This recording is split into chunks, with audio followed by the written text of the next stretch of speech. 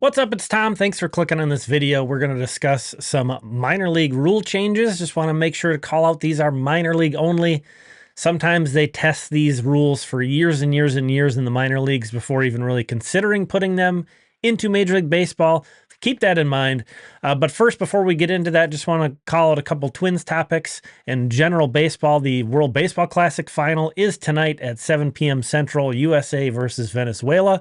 With a lefty on the hill, I think we can expect Byron Buxton to be the starting center fielder because Pete Crow Armstrong hits left-handed. So that'll be exciting to watch, both from a baseball fan and Twins fan perspective. On the other end of the coin, Joe Ryan did not join Team USA as he had been expecting, reporting here by some of the beat writers. And Joe Ryan was pretty shocked. He was pumped up. He was ready to go. Been dealing with some back injury, but he did pitch in a spring game and seemed like he was set. So disappointing for him. It's too bad. One more note before we get into the rule changes. I did recently finish another zine, another issue of We're Gonna Win, so check that out. I'll put that link in the description there. All right, so Eric Longenhagen of FanGraphs was the first to report this. He got a hold of a memo that was distributed to teams. So check that out. I'll put a link to this article down in the description. He did a nice job of adding some additional context to what, and actually the actual memo language itself. So first off, just the overall minor league rule changes, and then we're going to go kind of level by level, or from a Twins perspective, affiliate by affiliate. So a big one for all of AAA, PitchCom related stoppages will be considered a mound visit. I kind of like this one because, I mean, who's to keep a team from faking a PitchCom issue just to buy some extra time? And then on all levels, the pitch clock will no longer stop and reset if a catcher leaves his position to relay defensive signals. I get this one too because, you could have a guy on the bench relaying signals. There's a lot of other ways you could do that other than stopping the pitch clock. Moving on to some of these ones that are league specific, the International League, which is the league in which the Saints play, it's going to be the same ABS system as the majors. Again, this system has been tested in one way or another in the minors since 2021. Some of the minor leagues actually did fully automated. So it wasn't a challenge system. It was every single ball and strike call was fully automated. A big change coming a little bit into the season is umpires are calling check swings to a 45-degree angle threshold, and we'll get into that more in a sec. And then also, second base is moving in the second half in the International League. So a bit more on both of those last two, since those are pretty big changes. As you can see here, this is an illustration via MLB.com showing now what's going to be considered a swing or not a swing. What do you think about this one? Obviously, this is going to benefit hitters. Obviously, this is going to cut down on strikeouts, which we probably do need some help with that in today's game, if I'm being honest. It'll be interesting to see how hitters try to take advantage of this, is what I'll say. I guess I'm open-minded is how I would put it on this one. And then on the second base thing. So the second base bag is traditionally placed centrally. So as the two baselines meet, that center point is going to be the center of second base typically. Now it's going to move inside those lines and decrease the distance from first to second and second to third by about 9 inches, which is massive. If you think about how many bang plays there are, especially on like stolen base attempts, 9 inches is an insane difference. And this is after MLB's already increased the size of the bases from 15 inches to 18 inches. So just to kind of put a visual on that, this is from a baseball rule book image. Second base, as you can see there, as the two baselines meet, it's in the center point.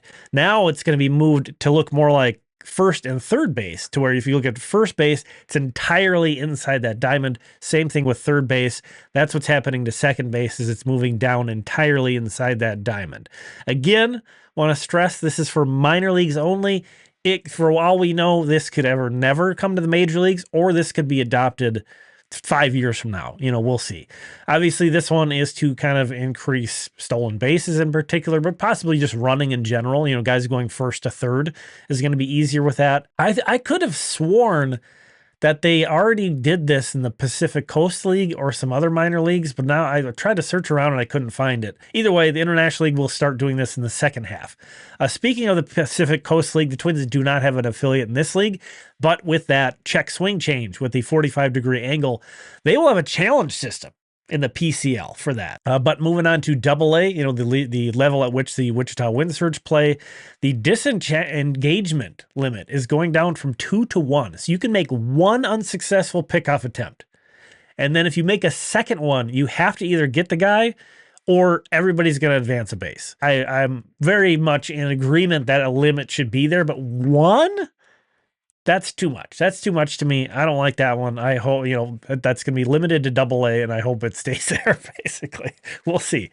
That's another one. It's both a pace of play and a stolen base, an attempt to help those things.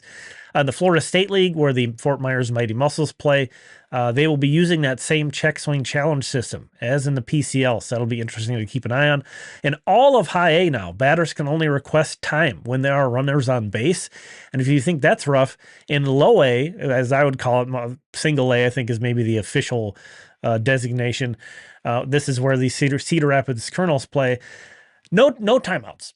No timeouts for batters ever. You cannot ask for time in Low A/Single A this year. That seems pretty bananas. I don't know. I think that's too much. But again, willing to be open-minded about that. In rookie ball, only in rookie ball. So the Florida Complex League, the Arizona Complex League, the Dominican Summer League. So these are the short season leagues. These aren't even full season. Starting pitchers will be able to re-enter games. So you see this in spring training. The guy must have thrown at least 25 pitches in the inning that he was removed from, and then he must re-enter the very next inning. Again, this happens in spring training quite a bit. I'm fine with this, and actually I wouldn't even really mind if this moved up to Low A, because these guys have such bad command, a lot of them, but you need to get them mound work. And you need to get them mound work not just for experience, but also to build up their arms, their innings, their pitch counts. And this is a way to protect their arms, so you're not having guys throw, 30, 40 pitch innings, but also allowing them to get more work in. And I'm not willing to sacrifice everything in terms of like playing by the rules and totally eliminating any kind of wins and loss. Like I don't want to get to the point where these minor league games we're not even keeping score or something like that. But the end goal is the major leagues. So I'm willing to, like spring training. Spring training is used just to get guys ready. The results don't matter that much. I wouldn't want to see this go all the way to AA. That's probably where I start to feel uncomfortable with something like this. I'm beyond open-minded to this one. I actually think at these lower levels, I think it's a really good idea. What do you think about all those changes? Let me know which ones you like or don't like.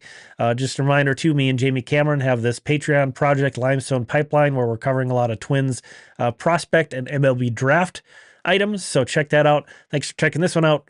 We'll talk again soon.